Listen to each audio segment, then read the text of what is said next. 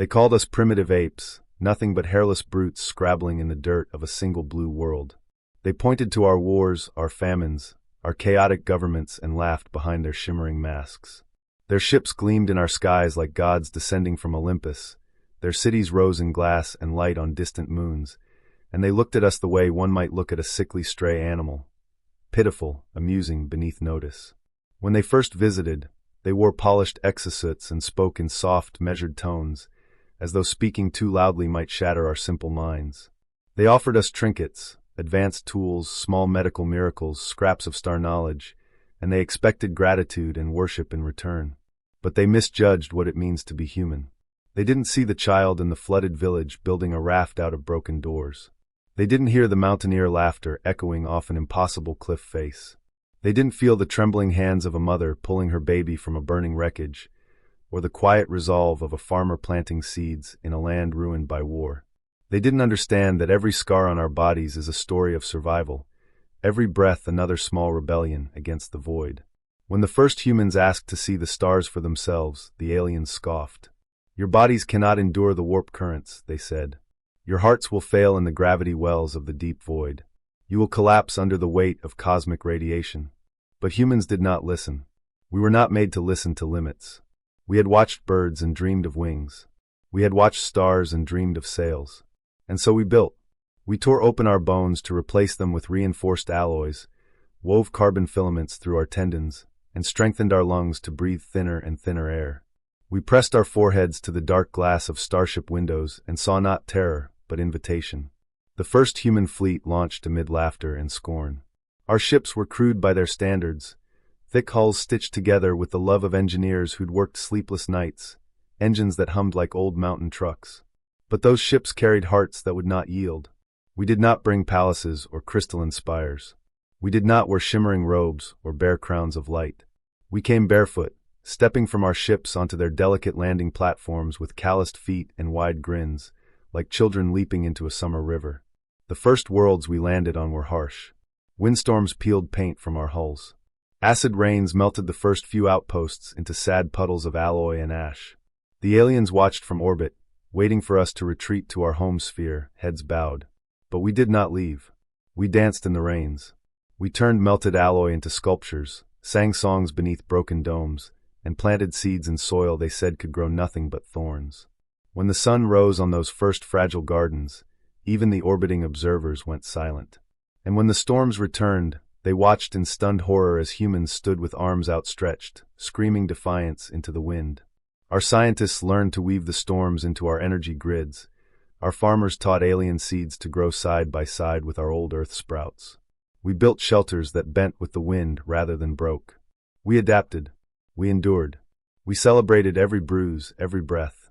We shared every lesson with the next wave of settlers, each group going farther, reaching harsher worlds, and leaving behind murals and laughter in their wake.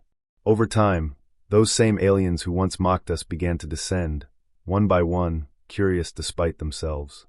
They arrived in sealed suits, fragile as porcelain dolls, terrified to step into the dust and the wind that humans called home.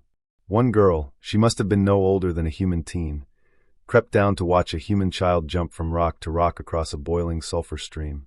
She asked, in a voice trembling with caution, "Why aren't you afraid?" The boy grinned, cheeks streaked with ash and joy. "Why would I be? We don't have sulfur rivers on Earth. This is fun." That video, shaky and half-muffled, went viral across their networks. They expected us to fade into legends, primitive echoes swallowed by the cosmic dark. Instead, we became torchbearers. Where we went, others followed. Once untouchable worlds began to fill with laughter and music. The aliens learned to taste the rain on their tongues, to fall and get up laughing. They shed their fragile suits and walked beside us, awkward at first, then with growing wonder. We taught them to trust their bodies, to trust the bite of cold and the warmth of a shared fire. To them, survival had been a sterile thing, a clinical extension of life for the sake of empire, numbers in a ledger. To us, survival was an act of art, an act of love.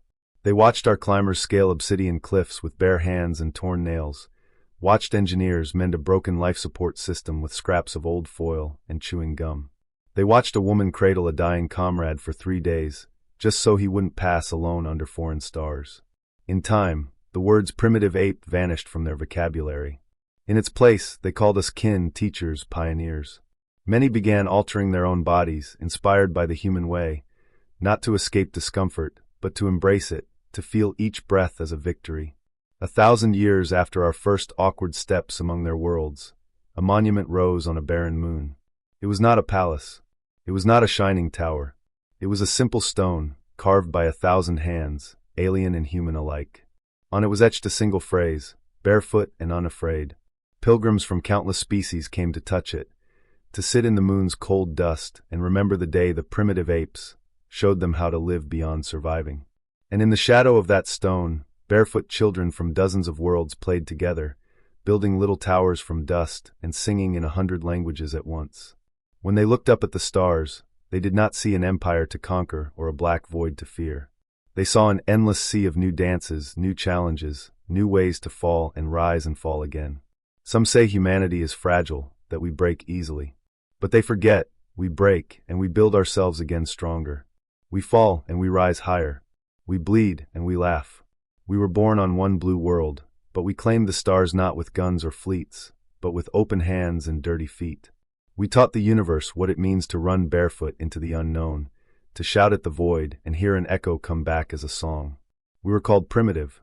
We were called mad. But when the last stars burn out, and only dust remains, it will be our laughter echoing in the dark, fearless, bright, undying.